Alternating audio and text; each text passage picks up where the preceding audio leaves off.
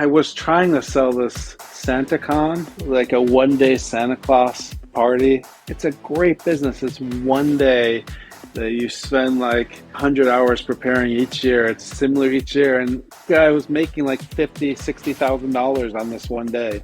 I thought it was like the greatest side hustle business. And again, you're with, a bunch of drunk Santas. It's not exactly like pulling teeth.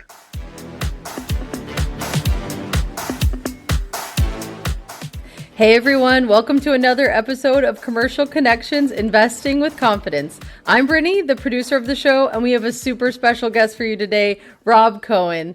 With over 25 years of experience launching, running, and selling 7 businesses across New York and Oregon, Rob knows what it takes to build and exit a successful company. Now, as the founder of RJC Business Brokerage and Consulting, he helps entrepreneurs navigate buying, selling, and scaling their businesses. He's also partnered with Pacific Real Estate Services to assist clients with real property sales, making him a go-to expert for business owners looking to make their next big move. Leading today's conversation is your host, Rene Nelson, an award-winning CCIM in the Eugene, Oregon area. Thanks for coming on, Rob. We appreciate it. Thank you for having me. It's a big honor. Oh, we're so excited, Rob. With you being a business broker, we've got 1,000 questions, and then we want to hear all the nitty gritty on all the down low on what you've seen in business sales and things like that. So you ready to jump into it? As long as nobody's having lunch. All right, that's fair. So Brittany read your bio, but for those of you that are unaware of this, especially for people who live in the Eugene, Springfield, Oregon area, Rob was one of the founders of Falling Sky Brewery. And I think that was your launching point to the Eugene market. Is that right, Rob? Yeah, that's right. We got that together in 2011 and opened up in 2012. Wow. Can you just talk about that? I mean, we want to talk about your expertise as a business broker, but I can't imagine. So you moved from New York because your wife got a job at the University of Oregon, and then you decided to launch your brewery. Is that right? It was a little more complicated than that. I had 3 restaurants in New York. I started in 1994 with a coffee shop, and then opened a whiskey bar, and then opened a fine dine restaurant. And my wife got a job teaching in the art department at the University of Oregon in 2001, but I was going back and forth to New York for another 7 years.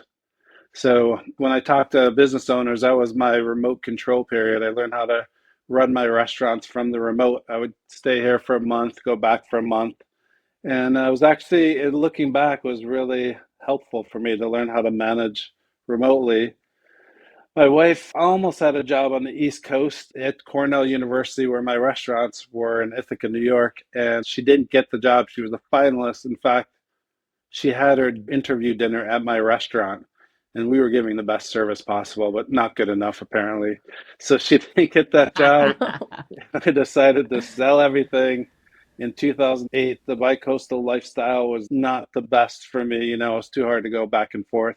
I sold just fortuitously right before the market crashed in 2008. And then I took a couple of years off, early retirement, took a couple of years off, and then got talking to a few people I knew in town, and that's where Falling Sky came from. I was a restaurant guy, and I partnered up with the brewery and beer guys, and we ended up opening in 2012. Wow. Okay, so tell the listeners, why do most restaurants fail? I think it's become, especially with chef-driven restaurants, it's a singular focus.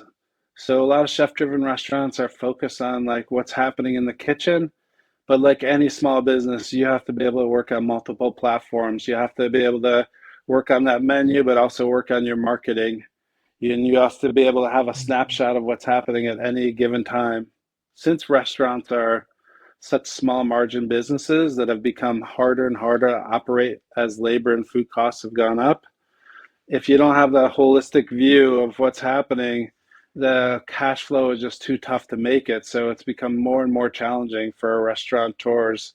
And as a small business, it's just become more challenging to be profitable and make it. Interesting. And I've heard that on the West Coast, at least locally, that the bottom is kind of fallen out for breweries. Is that true also? The breweries and cideries and all the alcohol producers, it's gotten so competitive because what you've had is to do a production brewery, the wholesale marketplace has gotten tighter and tighter. Three companies control 92% of all grocery store and retail store shelves. So, in order to be profitable on the wholesale side, you have to do a volume that brings you to one of the top 25 in the state and one of the highest in the country. The cost to do that is so high and so competitive that it's cost prohibitive. So then there was a flood of brew pubs like Falling Sky. For instance, in 2012 when we opened, we were one of the only brew pubs in Eugene. Then another Wow. 12 or 14 opened up. So that became so competitive that the market was flooded. And then as labor costs continued to rise with minimum wage and just wages in general, and now the food costs are rising, it's like the perfect storm for a niche of a restaurant where breweries, it's the cost of production is too high for just the amount you produce as a brew pub. So you have places just trying to open up more and more retail outlets to be able to sell their beer by the pint, but you have to sell enough pints to make all that production worthwhile. There's not enough profit in wholesale. Hopefully that's not too complicated. Hmm. No, that No, it made makes perfect total sense. sense. Would you say Yeah. that you see younger people like wanting non-alcoholic options as well? Have you seen a rise in people asking for that, you think? I have read about this a little, and some of this is anecdotal, but you Yeah. have that happening in both directions. You have a lot of younger people not drinking alcohol, and that coincides a lot with cannabis. As cannabis got legal, a lot of people choose Yes. the cannabis as a safer drug or a more preferable drug. And then you have older people. There's a big movement to stop drinking because of the health news about even wine, even red wine, one glass isn't supposedly as healthy for you. And so a lot of older people are also having cannabis and gummies and all these things. They're a big user. So you're getting pinched from both sides. And then for breweries, the alcoholic sodas have taken a huge part of the business. So you have all these White Claws and well, you're drinking camping, but people are drinking those all the time. They're cleaner, they're less caloric, and they're more ketogenic and all those things. So it has been really tough for traditional breweries and even wineries. Just the market share is getting a little bit smaller. That is so interesting. So, what was one of the most challenging things from your perspective when you owned Falling Sky Brewery? It's interesting because I had my coffee shop from 1994 up until 2020. So I saw a sea change of how business was done, including the onset of social media, smartphones, and just on the marketing side, how that has changed over time. But I would say the biggest challenge for me and from talking to dozens and dozens of restaurateurs is the labor force. The labor force has gotten more fickle and tougher to build culture with. I had a very specific culture at Falling Sky, which made us unique, made us interesting to our clientele. And it was really became more challenging for me to find employees that one embrace that culture that meant to they would choose to work for us over other places because of that. And so they felt like more mercenary. And two, once the dispensaries opened up and cannabis became legal, it literally took half the kitchen staff away from restaurants because all of those people could go and get a job in the marijuana industry and cannabis for a little more money. And restaurants are stressful environments. Think about it, but you're in this kitchen, everyone comes in at the same time, and it's hot. It's high stress for a low wage job. So customers don't, at a certain point, people are like, and it's very physical. So it became more challenging to keep staff. And for me, I always love working with staff and being part of their journey as employees as they find bigger and better things, become podcast gurus or whatever. It's cool when you know that the time when they learn about beer and wine and good food and they work with chefs and they work with farms and they support causes they believe in as part of a business, that's a special part of their background. And when you stop having people care as much about that stuff, it stopped for me, it stopped being as meaningful. I'm going to tell you a little inside secret about myself to relax and unwind at night. I watch Hell's Kitchen. I just love Gordon Ramsay when he's screaming at people and throwing things and get out and kicks them out of the kitchen. I would probably bawl if I was in Hell's Kitchen. I'd last one day and I'd be like, I can't do it. I'm out. I love that show. So I know what you're saying. Yeah, I love the stress of kitchens, and it's like the best high ever when you get through like a crazy rush and you like serve like 100 tables and you're just like on a crazy high, and then there's like an adrenaline about it that I love and has a special place in my heart. And I always found leadership like you who really motivated me to find things that I was interested in. And I would say I learned so many valuable lessons from the restaurant industry. Here's a secret for this podcast. This will be breaking news, but in my 25 years of owning 6 different restaurants, I never cooked one thing. And I What? was a classic restaurateur. I made the experience coherent. But when I saw what's happening in that kitchen, I said to myself, if I ever learn how to do this, I'll never get out of there. I'll always be a fill-in-night. Now I cook for my kids. I like cooking, but I'm not that good. But yeah, I never cooked one thing in a restaurant. That's so Wow, funny. I love that's that. yeah, that is. So let's segue and talk about business brokering and consulting. You've helped my clients, you helped one of my clients sell a very successful dog wash facility here in Eugene, Springfield. Anytime anybody calls me and says, "Hey, I want to sell my restaurant or my bar," I'm always like, "Nope, I'm not your girl. Call Rob. I Appreciate that. really trust you. Yeah, I mean, you're really good at it. So, talk to us and the audience about what you look for when somebody calls you and says, "Hey, I want to sell my restaurant." What's the process that you go through with them? Well, first, thank you for those kind words. And thank you even more for the referrals. Always appreciate those. Yeah. So, I mean, I'm totally reasonable about and transparent about how I view businesses. Business brokerage is really interesting. It's a small niche that almost nobody knows anything about. There's few of us that do it. Most commercial realtors or residential realtors want nothing to do with P&Ls and balance sheets and all this stuff. It's very unfamiliar, but it's a huge amount of commerce going on. But people have all of these notions about the value of their business.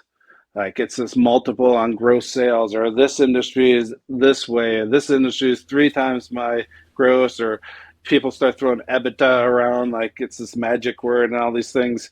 So I look at business from a buyer's perspective. When you buy a business, 4 things, you're looking for 4 things. You're looking for a salary, a return on investment, the ability to pay financing, and some wiggle room.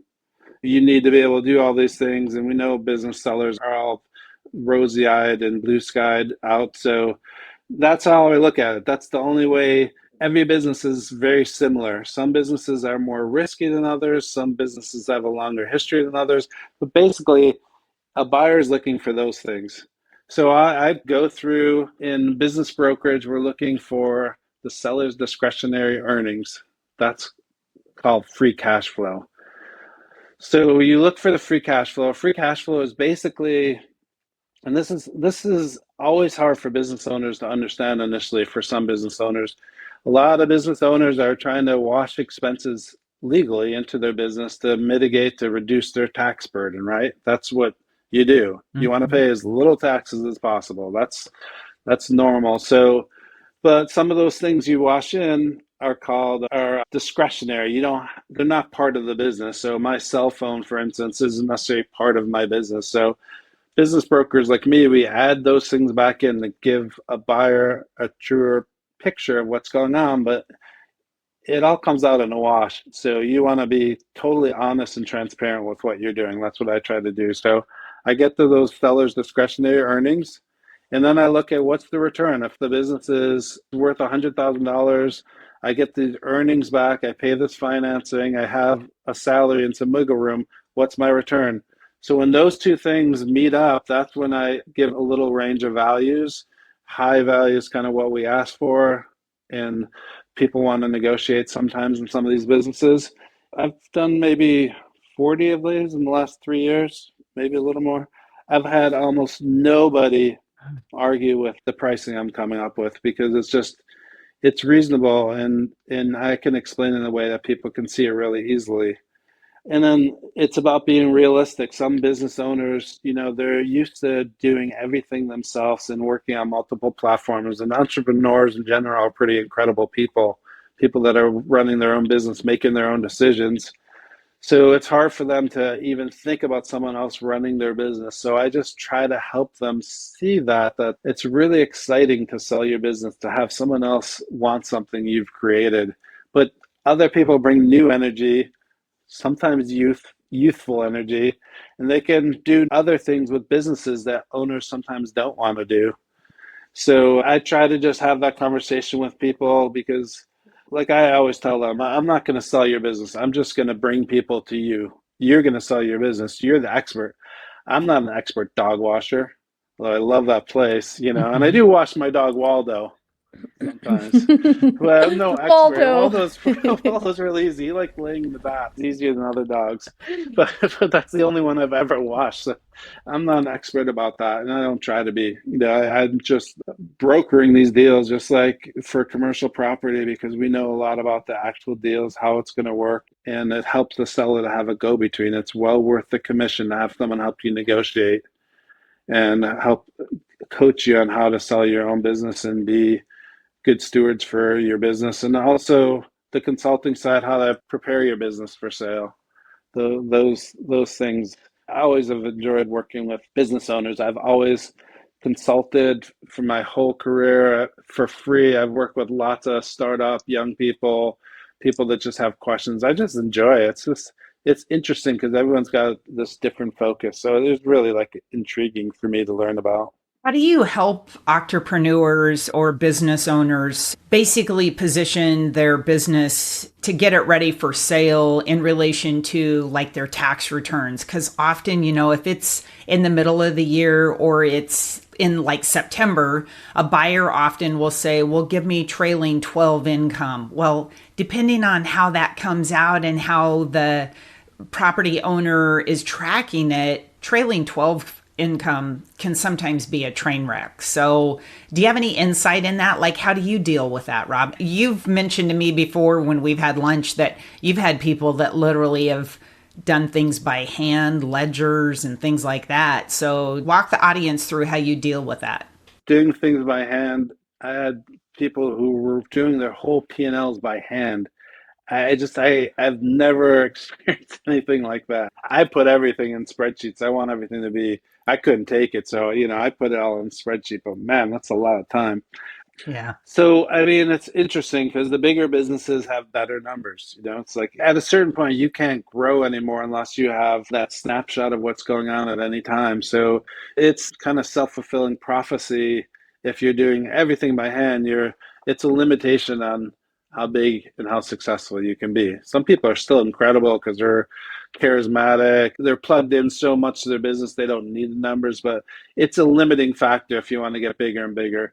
So I really like upfront try to encourage people. We can only get as much as we can prove, and we can only prove as much as the numbers you have. So you have to focus on getting those tax returns done so they match your P&Ls.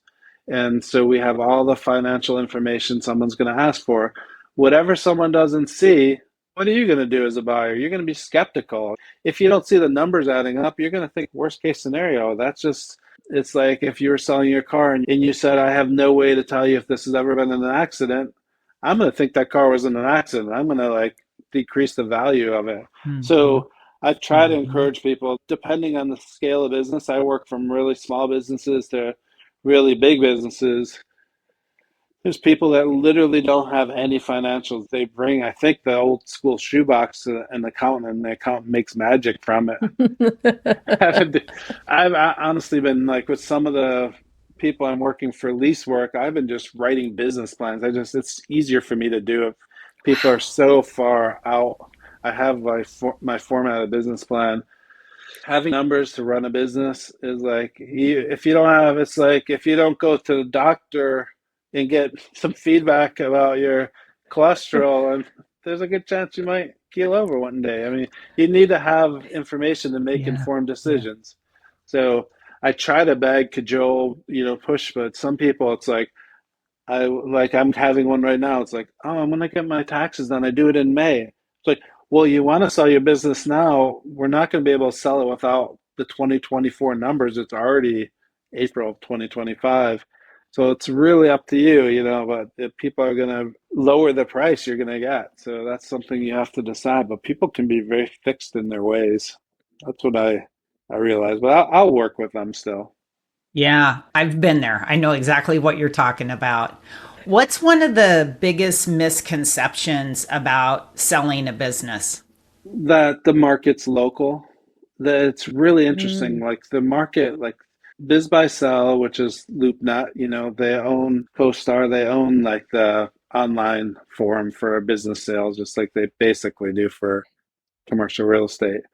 Those people are looking, especially in Oregon, so many people want to move here. So people are looking from all over.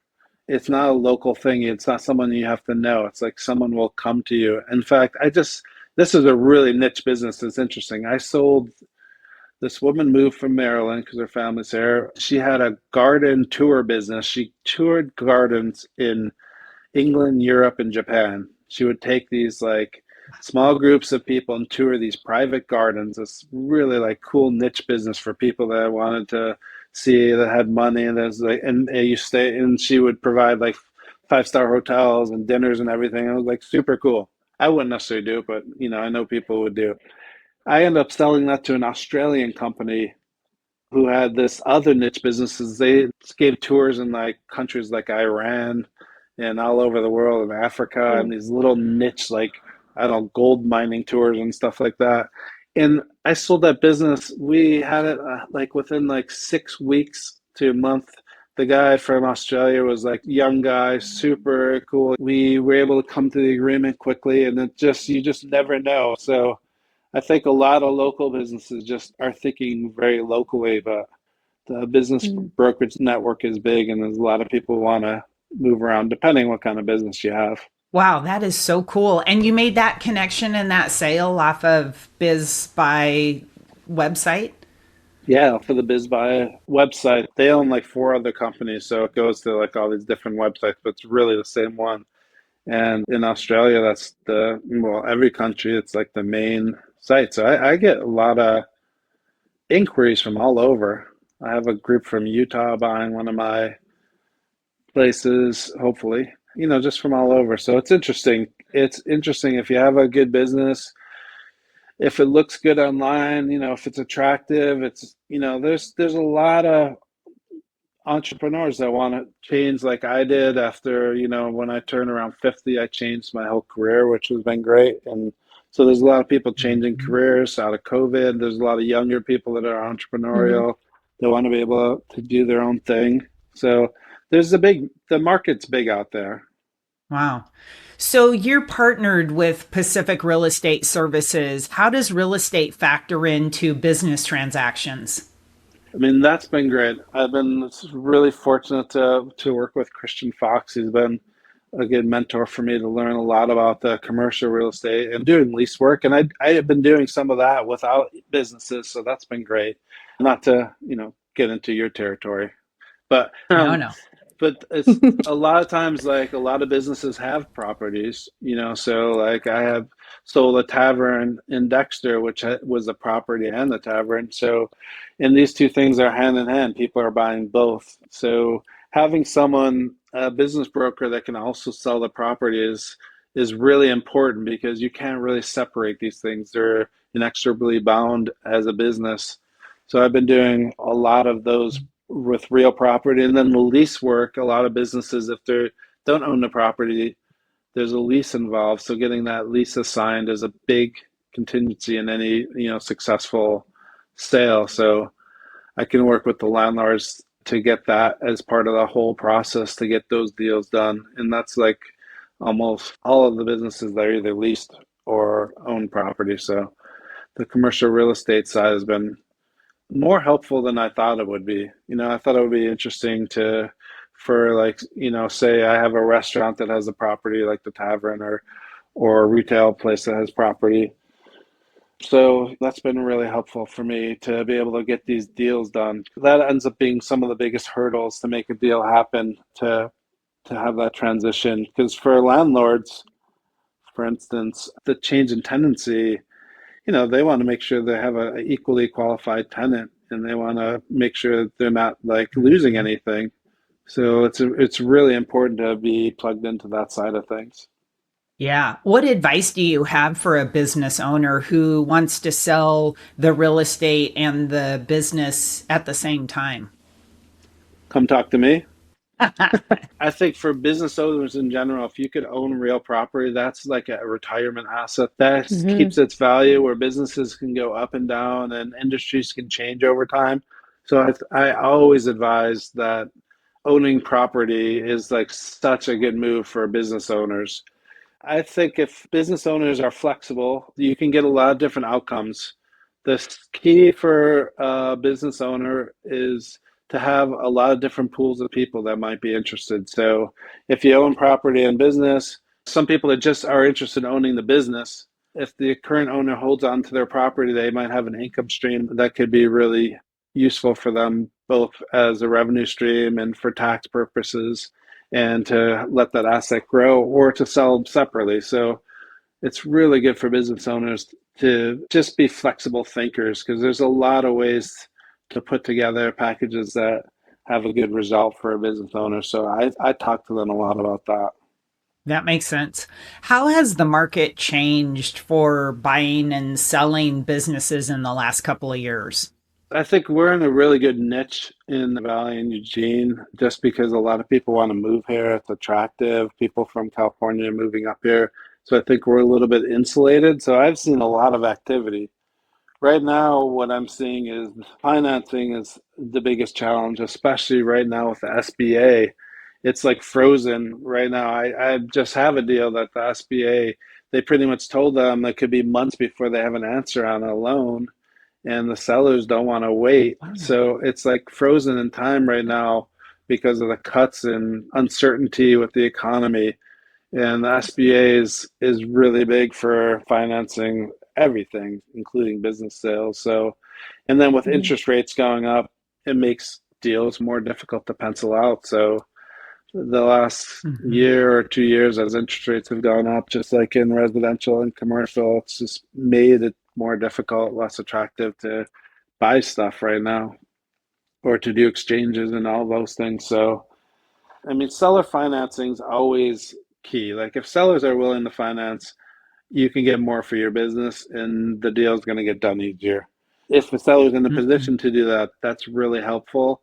I am hoping that banks stop relying so much on the SBA and start doing more conventional loans, to help some of these deals. And I think maybe that will come out of this period of time, because that'll help. And even in my own career, I was able to get conventional loans when I was younger, but at a certain point, banks, wanted that SBA backing and they just wouldn't do it, even as I got more successful. So I think that might not have been the best move over time to give banks that, SBA guarantee. And the SBA ends up adding a lot of cost to some of these loans too. So it makes the success rate that much lower when you're paying a pretty big premium to do some of these loans. Yeah, interesting. What are some of the industries that you are seeing that are in high demand right now? I'm going to segue and say that I see a lot of YouTubes and TikToks on buy Hmm. laundromats, and Yep. they're big money makers. Yeah. Brittany, I know you're a big follower of some Yes, of that stuff. What are you I seeing? am. I follow Cody Sanchez from Contrarian Thinking, and she talks a lot about buying, selling businesses. And I see a lot of landscaping, the laundry mats, the pressure washing businesses, which I feel like go hand in hand with that buy, sell, trade businesses, things like that, I think. Yeah. I mean, I know laundromats, car washes, convenience stores, those things that are high cash and low training and traditionally have a great return on investment without having much risk, because the costs to operate them are so inexpensive. Those are always popular, and I have a lot of people asking for those things. Definitely in Oregon, the lottery and I didn't realize this so much until I got into the business brokerage. Establishments that have lottery, that's a huge selling point. The Oregon lottery is a big moneymaker for a lot of people. So there's people just looking for lottery. A tavern with lottery is worth a lot more because basically they make almost all their money on lottery, but it's pretty consistent revenue. Resellers like an Amazon reseller, I have done some work, not as business, but lease work for people. And I didn't realize that 75% of Amazon was resellers just buying product and reselling it themselves. So I've worked with a Wow, couple now that do that's a insane. huge amount of business. One guy's like in his early 20s, he's doing like two or $300,000 worth of business a month. Just buying, like following a trend, buying like a shampoo and selling it in Amazon. Yeah. That I don't even understand it. One of my kids does that. He buys hoodies and sells them. He's making bank. And I'm like, how do you even? I have no idea. That's like beyond me. I need to get another generation of business brokers. I don't know how my little guy does it. I'm not sure what he's doing. Hopefully it's copacetic, but Legal. he's making bank. He like finds a source and sells stuff at a huge markup. So yeah, there's a lot of niche. The other issue is this is interesting in the on the restaurant side, like all these food trucks. That's been, last 10, 15 years, that's been bigger and bigger. But what's also happened, what I'm observing is there's a lot of people that want to start their own restaurants, but as that's happened, less people want to buy successful restaurants because they're used to opening their own things and running their own concepts and watching Gordon Ramsay creating their own thing and market. So they don't look at restaurants as businesses as much as they do like forms of their own expression. So some people that have had successful restaurants that make great money, it's been a much tougher sell to sell those. Where 25 years ago, people were thinking of a restaurant as like, hey, I can make $150,000 in net profit. That's worth X amount of money, and that's a great business that's been around forever. I want to buy that because it's a proven location and proven business. I don't want to start a brand new thing because the failure rate is so high, but I'm finding that trend changing a lot. So I think with the younger entrepreneurs and some of these things that you're seeing on TikTok, there's a lot of interest in those businesses. But as far as buying into a business, I would say that probably wouldn't be something someone would do because they're going to bootstrap it and start it themselves because they're not that complicated to do. You have to be like plugged in, be young enough to understand the technology and go for it, and have family money or something and just start a little bit or bootstrap it up. I've heard in bigger cities that they have like ghost kitchens that pop up and then they do food delivery on like Grubhub or one Hmm. of and Brittany may see that in Portland. I don't eat much Grubhub, but is that popular, Rob, in the Eugene Springfield area? Are we seeing that at all where people are just going into like shared incubator kitchen space and trying their hand at stuff like that? That was becoming a hugely popular thing, and I think COVID put that on like Hmm. turbocharge because it is Yeah. basically you're running these ghost kitchens. Your restaurant was a ghost kitchen, so why not run three different concepts in out of your restaurant or get a kitchen in a warehouse space that's cheaper to run it or rent someone's kitchen at night so they can get some extra revenue. I love that. I wanted to do that way back when it first started because it makes so much sense. You put a website up, you have good food, and you can do a lot of different things. I don't see it a lot in Eugene, Springfield. I think a lot of that died out and it's become more competitive too. It's like because for a while there weren't as many regular restaurants that were doing DoorDash and Grubhub, but now everyone's doing DoorDash and Hmm. Grubhub and all the others because that's your lifeline. And also because labor costs are so high, it's much preferable to do that even at a higher cost because serving people in your restaurant takes so much labor. So you have, the same reason so many places are going counter service because full service restaurants are so expensive is kind of analogous to why it's becoming more and more popular. It's a reduction in labor. So I don't see it as much, but I think when it's done and done well, it could be done really well. It's also hard to do your own delivery.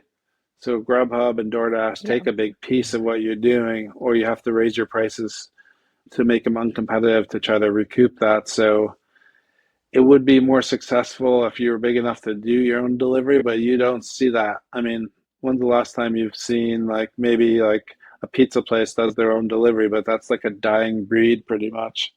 So these places are just putting a lot of restaurants, they're like kind of tying their hands behind their back. Yeah, basically what I'm seeing is chain restaurants are taking over in ethnic restaurants where like a lot of people that's the only thing they know how to do is cook and they have family members cooking. And the more traditional restaurants are just dying out over time. That's what I'm seeing Hmm. because it's harder and harder to do business. Well, that's interesting. So, with like Grubhub and the DoorDash and those food delivery systems, what's the typical markup that they add on? I'm just curious because I've only done DoorDash like a couple of times and I really needed it because of a, convenient time in my life that I needed that. I know young people, I have a 30-year-old son. He pretty much eats 2 meals a day out of DoorDash. And I'm like, how do you afford that? So, what's the markup on that? Oh no, my kids are like, what's the cookies? They're like door dashing these sweet cookies. And like, are you doing the math? And it's like $9 a cookie. Yeah, Yeah. I don't understand it. I think it's about 20 to 35%, depending on your volume and deal in the Wow. place. So it's significant. There's ways to mitigate that and have more focused menu and put higher profit margin items and then raise your prices a little bit on what you're delivering. But still, like you can have a disconnect for building your own brand and people come, they expect one thing on DoorDash, but then they do come to your restaurant sometimes. It's like a different use. People go to restaurants to be social to get out of their house. It's not like you're necessarily just look, I'm going to go to the restaurant so I don't have to pay money for DoorDash. It's like a very different experience. Yeah, that makes sense. What's one piece of advice that you would give to someone thinking about selling their business in the next couple of years? I really like to talk a lot about, making your business attractive, just like if you're selling your house, which is like looking with fresh eyes, having other people look, because people get really into a rut of what they're seeing. So anything from like making it cleaner to making the internet appearance better, social media, your website, focusing in on profitability and growth. It's just for people selling businesses when they're growing and they're profitable, people can see that line moving up and that's going to be worth a lot more. When you're backpedaling into a sale, when revenues are down and you're selling because you're not seeing it yourself and profit is down, we can create a narrative, but it's going to reduce the value. Obviously, sometimes people are just ready to retire and they're not into it. Maybe they're helping their ailing parents or their health isn't as good or just don't have the time. So you can kind of explain why some businesses die off a little bit, but you want to sell your business while it's like on the upward trend. So you don't want to pull it too long because Mhm. it's worth a lot to have that. So I would recommend for people to not wait too long to sell their business. You can create another business and sell it when it's going to be worth the most and be the most attractive. If you were going to go back in time and give yourself a piece of advice as a young entrepreneur, maybe starting your first business, what piece of advice would you give yourself? I definitely have learned, I've had a lot of ups and downs, so I've learned a lot in all my years. And I would say don't chase revenue at the expense of profits. Focus on what you do in core and be profitable and be successful at it. Don't do too much. So a lot of businesses they lose focus and they're so scattered and they're moving in too many different directions based on feedback they're getting from customers and they end up always chasing their profit. They just never catch up to it. So the profit is really the lifeblood of business that allows you to make moves. So you want to just focus on your core and do what you do really well and not try to do too much. That's good advice. Yeah. Brittany, do you have any questions for Rob? What's your favorite business you've ever sold, if you have one? My favorite business I've ever sold. Geez, that's tough. That's a tough one. I mean, I could go with my own businesses, but let's go with the business brokerage. I really love that pet business that was referred to me. That I didn't realize what a great industry pets are like until I really got into that business and looked at how successful they were and how happy they made people.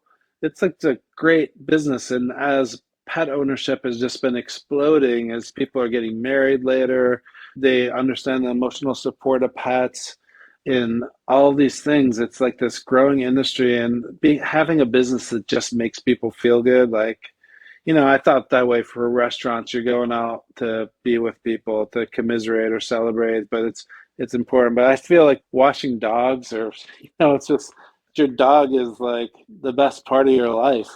So little Waldo, I love taking that guy out. So I feel like that really was my favorite. And the guy who ended up buying it is like a young guy. He's doing things on Excel spreadsheets, which is really good. And not the giveaway of who is the longhand spreadsheet. And he's bringing some technology, and he's already opened another location. The pet store had been there forever. Now he has two locations, which I helped him get into his new location. And I'm seeing that growth and Wow. excitement that that's causing, and just like having that new energy and blood with this business that was just a great business with people who ran it like incredibly well, that were just the right personalities that become big. These businesses are part of our culture. They're what make our city, Eugene, or wherever they are, special. There's no business like this anywhere else. So as cities get more generic and you got the same places everywhere, and you feel like when my kids are playing traveling basketball, I'm at Chipotle, it could be like any city. It's like I'm at the same place Exactly. everywhere.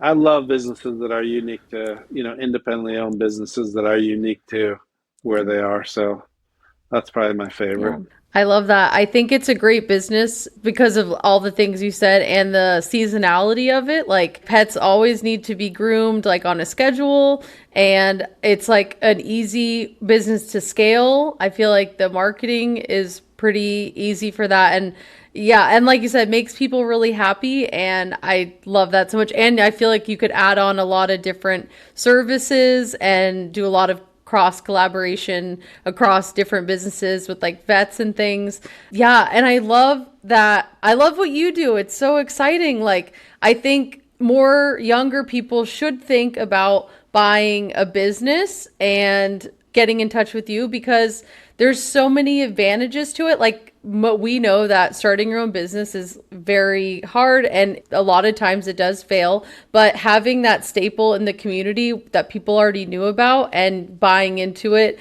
taking ownership over it, I mean, you can't really ask for a better deal than that. And with people like you and helping like encourage them, and like you said, then he opened up that second location. I think that's just really cool. And what you were saying before about how with the restaurants you don't see as many people buying these like successful restaurants and they're trying to start their own thing. And I think maybe there is a disconnect there because I think younger people should look at buying these existing businesses, learning from the people that came before us. And I really respect what you do. That's so incredible. What's the craziest thing you've ever sold, Rob? Let's see, as far as our business, I was just flashbacking to my Craigslist, history. I've never sold anything that crazy. Let's see, business wise, I was trying to sell this SantaCon, like a 1 day Santa Claus party in a different city, and it's a great business. It's 1 day that you spend like 100 hours preparing each year. It's similar each year. And guy was making like 50, $60,000 on this 1 day. I thought it was like the greatest side hustle business. And again, you're with, a bunch of drunk Santas. It's not exactly like pulling teeth. It's not like the worst business, but unfortunately, I wasn't able to sell that one. I did have a lot of interest, and now the guy's just operating it because he's successful. It's like for what we were selling for, you could just have a couple more years and make the money back. I did love selling woody stump grinding. That was a great business. Sold that, Oh, that's yeah. cool. And I'd never thought about stump grinding, but that's a great business, like simple. And it was just like a good name, the whole thing, and it's been around forever. It was like a 1 or 2 person operation, and I was able to sell that one So that was kind of a cool, eccentric business if you're just grinding stumps all day long. Yeah. Do you have a list on maybe your website or your LinkedIn profile of the different businesses that you sell? I didn't even know selling a stump grinding business was a thing. Yeah, I have rjc4business.com, FOR. I have my list from Biz Buy Sell. I think I have 15 different businesses for sale right now. And that's always changing. So, and then if you're on Biz by Sell and you just research in Eugene, I have, you could see all the different businesses for sale, and I have a lot of those, so they'll come up in both places. So yeah, I've had a lot of different business. I just sold grocery store. That was a good one with property. So Brittany will put your information in the Yes. show notes also for the audience so that they can find your contact information too. Are you on LinkedIn also? I am on LinkedIn. I have the businesses on. I'm on. I need to be more active on that. I'm still like trying to figure out LinkedIn how people love that, but I haven't loved it as much. But I'm on there, and I'm on Facebook, Blue Sky, and also I should say, kind of cool. I just brought in another broker who's working out of Portland with me. He just is starting up, who's one of my good friends and yours, his good friend who I've known for a while. And he just left a long career at Nike and going to do business brokerage in Portland because I really don't like traveling that much. I try to stick local, or the businesses I sell, I'll just tell them like most of the stuff is online, but I don't want to be on I-5 any more than I have to. I'm already on there a lot because of my kid basketball. We're going to start selling more and more business, hopefully in Metro Portland. Wow, that is so cool. Congratulations for expanding your business. That's awesome. Yeah, if you're in Portland, check out RJC, the website. You can see Scott Travers is out there ready to sell. Right on. We'll check it Let's out. go. Yeah, I that's like these awesome. plugs. This is good marketing. We want to bolster your business, share the news. I don't think a lot of people know what a business broker does and that it's even possible. And I've had a lot of people over my career call me and want to sell breweries or restaurants. And to me, it's so complicated because of the equipment component and then the business component, the real estate component. And you just really have got that all dialed in, Rob. So I'm very confident in referring people to you because afterwards they come back to me and rave about you and say it was a great experience, I was super happy, or he sold my business for top dollar. And a lot of people are just really grateful, especially if they're ready to retire, like the dog washing people. They had worked for years in that business and they were just physically tired and ready to retire, and you solved the problem for them and they're ecstatic. I run into them in the grocery store frequently and they're always high-fiving me and saying, thanks for connecting us with Rob. So they're really appreciative of you How because you really sweet. served a niche. Well, they So, were easy to work with. They were such good people. So I appreciate that. Yeah, I just try to be communicative. I think a lot of sales is just getting back to people, honestly. Yeah. I just try to get back to people yeah. really quickly and be on top of the communication. And I think a lot of people in our position are really terrible at that. And I thank them all the time because the more people come to us. But yeah, people just salesmen make it really difficult for people to buy and sell things. I don't understand that strategy, but I don't understand a lot. Thank you, Rob, for joining us. This has been such an educational Thank you. time. I learned a lot, and this was the best. Oh, thank you. And Rene, let's maybe lunch it up next week. It's been a while. Yeah, that sounds good. Hey, Rob, you're going to have to keep a list of like the top 10 things that you sell in 2025. And then at the end of the year, we'll have you come back on and you can talk about your deals. I know the listeners would love to hear that. If I have that many sales where I'm doing like top 10, I'm going to be a one happy man. I'll do that. Yeah. I'll Yes. be all over that. Thanks, Appreciate it, Rob. guys. Thank Yeah, you we'll so see you. much.